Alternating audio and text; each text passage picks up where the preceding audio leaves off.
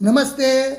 નવ સાધુ છગન ગોધાણી, વીણેલા મોતી મણકા નંબર 32. એક મઘુમાં છે, એને ટેક રાખી હતી, અગડ રાખી હતી કે જ્યાં સુધી હું ચામુંડા માતાજીનું ભૈરું ન કરું અને મારા કુટુંબને ભેગું કરીને ન જમાડું ત્યાં સુધી હું છાશ પીશ નહીં. તો આમ લગભગ 20 થી 25 વર્ષ સુધી છાશ પીધા વગરના કાઢે છે.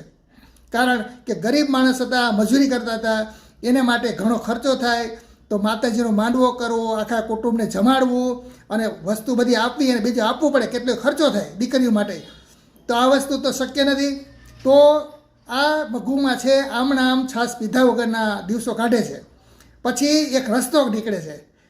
માનતા પૂરી કરવા માટેનો માતાજીને ભૈરું કરતા નથી, માતાનો માંડવો કરતા નથી, કુટુંબને જમાડતા નથી, છતાં પણ તેની ટેક પૂરી થાય છે. કઈ રીતે થાય છે એ સરસ મજાની સત્ય ઘટના ઉપર આધારિત આ વિડીયો બનાવ્યો છે. તો રાહ જોશો. આભાર.